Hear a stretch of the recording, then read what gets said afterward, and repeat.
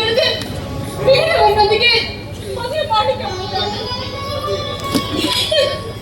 ನಾನು ನೋವಲ್ಲಿ ಕುಳಿತಿರುವಾಗ ಇಲ್ಲದೆ ಬಂದ್ರು. ನಾನು ದಯವಿಟ್ಟು ರಕ್ಷಣೆ ಮಾಡಿ ಅಂತ ಕೇಳಿಕೊಂಡೆ. ಆಗ ಕಳ್ಕೊಂಡು ಇಲ್ಲಿ ಬಂದ್ರು. ಇವರು ಬಂದು ಕಾಪಾಡಿ ಹೋಗಿದ್ರೆ ನಾನು ನಿಜವಾಗಿ ಕುಳಿತಿರ್ಲಿಲ್ಲ. ಸಮಾಧಾನ ಮಾಡಿಕೊಳ್ಳಿ, ಸಮಾಧಾನ ಮಾಡಿಕೊ. ಆದ್ರೆಲ್ಲ ಆಯ್ತು, ಒಳ್ಳೆದ ಕಂದ ತಿಳಿದುಕೊಂಡು ಬಾಳು. ಆದರೆ ಪ್ರೀತಿ ಅನ್ನೋದು ಮಾಯ ಕಣಮ್ಮ. ಇದರಾಗ ಬೆಳೆಯಬೇಕಾದ್ರೆ ತುಂಬಾ ಯೋಚನೆ ಮಾಡಿ ಬೆಳೆಯಬೇಕಾಗುತ್ತದೆ. ಇದರಾಗ ಖುಷಿಗಿಂತ ದುಃಖನೇ ಹೆಚ್ಚು ಕಣಮ್ಮ, ನಲಿವಿಗಿಂತ ನೋವೇ ಹೆಚ್ಚು. ಏ ಅಜ್ಜ, ಸಾಕ್ ನಿಲ್ಸು ನಿನ್ ಪುರಾಣವನ್ನ. ಮಿಸ್ ಸಾಕ್ಷಿ, ನೀವೇನು ಬೇಜಾರು ಮಾಡ್ಕೋಬೇಡಿ. ಈ ನಮ್ಮಜ್ಜ ಯಾಕೆ ಹಾಗೆ ಹೇಳ್ತಾ ಇದ್ದಾರೆ ಅಂದ್ರೆ ಅದೊಂದು ದೊಡ್ಡ ಕಥೆ ಇದೆ. ಈ ನಮ್ಮಜ್ಜ ಕೂಡ ಒಂದು ಹುಡುಗಿನ ಲವ್ ಮಾಡ್ತಿದ್ದ. ಈಗಲ್ಲ, ಅವನ ಯೌವನದಲ್ಲಿ. ಆದ್ರೆ ಆ ಹುಡುಗಿ ನಮ್ಮಜ್ಜನಿಗೆ ಕೈ ಕೊಟ್ಟು ಓಡಿ ಹೋದ್ಲು. ನಂತರ ಇವನು ನಮ್ಮಜ್ಜಿಗೆ ಮದುವೆಯಾದ. ಆದ್ರೆ ಆವತ್ತಿಂದ ಇಲ್ಲಿಯವರೆಗೂ ಪ್ರೀತಿ ಅಂದ್ರೆ ಸಾಕು ಉರಿದು ಬಿಡ್ತಾನೆ. ಏ ಅಜ್ಜ, ನಿನ್ನ ಜೀವನದಲ್ಲಿ ಏನೋ ನಡಿಬಾರ್ದು ನಡೀತು ಅಂತ ಎಲ್ಲರ ಜೀವನವು ಹಾಗೆ ಅಂತ ತಿಳ್ಕೊಂಡಿದ್ದೀಯಾ? ಆದ್ರೂ ನಮ್ಮ ಹುಷಾರಿಯಲ್ಲಿ ನಾವು ಇರಬೇಕು ಕಂಡ. ಅಜ್ಜ, ನೀವು ಹೇಳ್ತಿರೋದು ನಿಜಾನೇ ಸರಿಯಾಗಿದೆ. ಆದ್ರೆ ನನ್ನ ವಿರಾಜ್ ಖಂಡಿತವಾಗಿಯೂ ಅಂತವಲ್ಲ. ಅವ್ರು ತುಂಬಾ ಒಳ್ಳೆಯವರು ಅಜ್ಜ. ಅದ್ ಸರಿ, ಬೇರೊಬ್ಬನ ಗಂಡಿನ ಜೊತೆ ನಿಮ್ಮ ಮದುವೆ ನಡೀತಾ ಇದೆ ಅಂತ ಗೊತ್ತಿದ್ರು ನಿನ್ನನ್ನ ಅಲ್ಲಿಂದ ರಕ್ಷಿಸಿಕೊಂಡು ಹೋಗುವುದಕ್ಕೆ ಆ ನಿನ್ನ ಲವರ್ ವಿರಾಜ್ ಯಾಕೆ ಬರಲಿಲ್ಲ ಅಂತ. ಹೇಗ್ ಬರ್ತಾನೆ ಪ್ರೇಮ್? ಹೇಗ್ ಬರ್ತಾನೆ ಹೇಳು? ನಮ್ಮ ಅಣ್ಣನ ಸುಭದ್ರ ಕೋಟೆಗೆ ನುಸುಳಿ ಬರೋ ಧೈರ್ಯ ಅವನಿಗಾದ್ರೂ ಹೇಗ್ ಬರ್ತಾನೆ?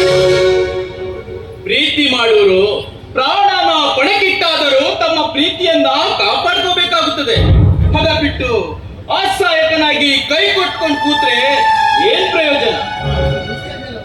ಪ್ರೇಮಿಗಳನ್ನ ಒಂದು ಮಾಡೋದಕ್ಕೆ ಪೊಲೀಸರಿದ್ದಾರೆ, ಸಮಾಜ ಸುಧಾರಕರಿದ್ದಾರೆ. ಅಂತವರ ಸಹಾಯ ಪಡಿಬಹುದಿತ್ತಲ್ವಾ? ಹಾ, ಅದ್ ಸರಿ. ಒಂದು ಮತ್ತೇನ್ ಪ್ರಾಬ್ಲಮ್ ಯಾರಿಗ್ ಗೊತ್ತು. ಸರಿ, ಮುಂದೇನ್ ಮಾಡ್ಬೇಕಂತ ಮಾಡಿದ್ಯಾ? ನೋಡಿ, ನಿಮ್ಗೆ ಇನ್ನೊಂದು ತೊಂದರೆ ಕೊಡ್ತಾ ಇದ್ದೀನಿ. ದಯವಿಟ್ಟು ಕ್ಷಮಿಸ್ಬಿಡಿ. ಇಲ್ಲಿಯೂ ಕಾಪಾಡ್ದ ನೀವು ಇನ್ನು ಮುಂದೆ ಹೇಗಾದ್ರೂ ಮಾಡಿ ವಿಲಾಸ್ ಹತ್ರ ನನಗೆ ಸೇರಿಸಿ. ನಾವಿಬ್ಬರು ಸೇರಿದ ಮೇಲೆ ಮುಂದೆ ಏನ್ ಮಾಡ್ಬೇಕು ಅಂತ ನಾನು ತೀರ್ಮಾನ ತಗೊಳ್ತೀನಿ.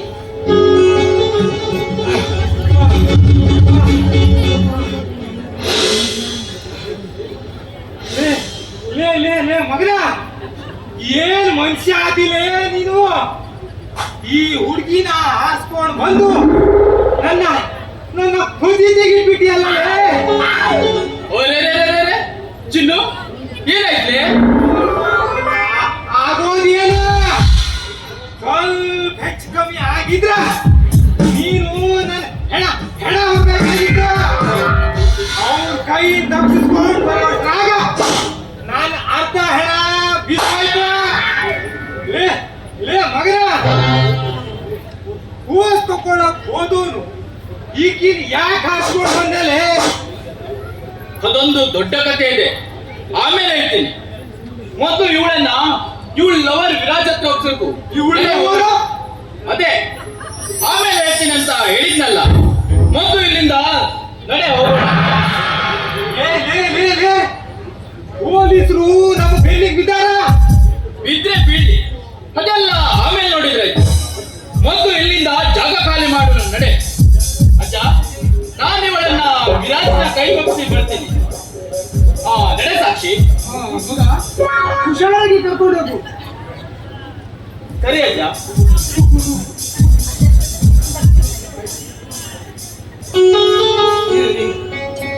ದೇವರೇ,